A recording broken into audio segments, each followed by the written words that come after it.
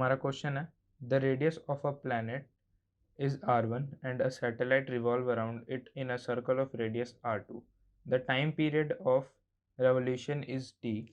Find the acceleration due to gravitation of the planet at its surface. ठीक है, तो हमें क्वेश्चन में क्या बोल रहे हैं कि हमारे पास एक प्लैनेट है, ठीक है, मान लो कोई भी प्लैनेट है, उसका रेडियस हमें बोल रखा है कितना है, r1, उसका रेडियस है r1, ठीक है। उससे कुछ दूरी पे एक हमारा सैटेलाइट है जिसका मास मैं बोल देता हूँ लेट से m है, स्मॉल m, ठीक है। वो क्या बोल रहा है, जो इससे प्लैनेट की दूरी है वो क्या है, r2, यानी कि ये वाला डिस्टेंस वो क्या है, r2। तो हमें मैं बोल देता हूँ इसका मास कैपिटल M मान लेते हैं, ठीक है।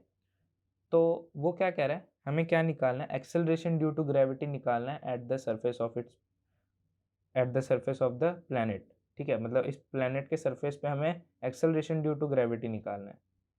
अगर ये एक रेवोल्यूशन करने के लिए टी टाइम पीरियड होता है इसका, और r1 r2 डिस्टेंसेस हैं इसकी, अगर तो हमें बताना है कि एक्सेलरेशन ड्यू टू ग्रेविटी क्या होगा, ठीक है। तो यहाँ पे देखो मेन चीज़ क्या है यहाँ पे देखने वाली, इस पे जब ये घूम रहा होगा इससे, तो इसके पास कुछ फोर्सेस होंगे। एक तो एक ग्रेविटेशनल फोर्स लग रहा होगा इस पर, ठीक है। अगर ये इस पे गिर नहीं रहा और सर्कुलर मोशन में घूम रहा है, तो इसको काउंटर बैलेंस करने के लिए एक और फोर्स होगी। वो कौन सी होगी, सेंट्रीफ्यूगल फोर्स, जो कि इस डायरेक्शन में लगेगी, जो कि होती है mv²/r, ठीक है।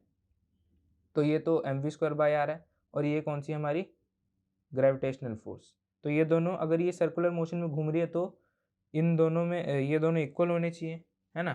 तो मैं बोल सकता हूँ कि हमारा F G equals to F C, F G should भी इक्वल्स टू एफ सी, है ना, तभी तो ये कंडीशन सेटिस्फाई होगी, ठीक है। तो यहाँ पे ग्रेविटेशनल फोर्स हमारी सेंट्रीफ्यूगल फोर्स के इक्वल होगी। तो मैं लिख सकता हूँ G capital M small m upon r2² equals to mv²/r2, ठीक है। लिख सकता हूँ मैं, क्योंकि ये r2 ही होगा वैसे, क्योंकि r2 रेडियस के अलॉन्ग घूम रहा है ना। तो यहाँ से r2 से एक r2 गया, m से m गया, और कुछ कट रहा है देखो, और कुछ नहीं कट रहा। तो यहाँ से v की वैल्यू मैंने निकाली, जो कि है g capital M upon r2 under root, ठीक है। ये आ गई मेरी g की वैल्यू। अब हमें क्या निकालना है, देखो अब अगर टाइम पीरियड में निकालूं, तो टाइम पीरियड मेरा क्या होगा, टाइम पीरियड होता है डिस्टेंस अपॉन स्पीड। तो डिस्टेंस 2πr2 अपॉन v, तो डिस्टेंस अपॉन स्पीड को मैं लिख सकता हूँ 2πr2 अपॉन v, कितना है हमारा gm, और ये r2 अंडर रूट में ऊपर।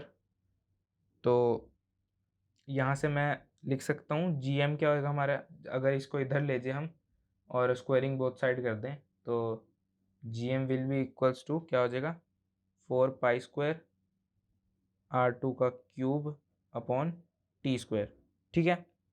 तो ये तो हमारे gm की वैल्यू आ गई। अब हमें क्या निकालना है, हमें बेसिकली निकालना है r2 का gravitation due to acceleration due to gravity. तो एक्सेलरेशन ड्यू टू ग्रेविटी का फॉर्मूला क्या होता है, gm कैपिटल m/r1 का स्क्वायर, क्योंकि सरफेस पे निकालना है ना हमें। तो यहाँ पे हम क्या करेंगे, gm की वैल्यू डाल देंगे।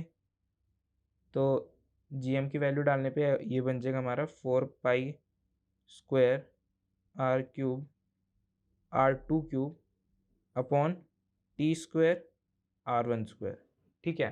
तो ये जो आया हमारा, ये हमारा फाइनल आंसर, जो हमें पूछा था एक्सेलरेशन ड्यू टू ग्रेविटी क्या होगी। इससे आसान सॉल्यूशन और कहीं नहीं।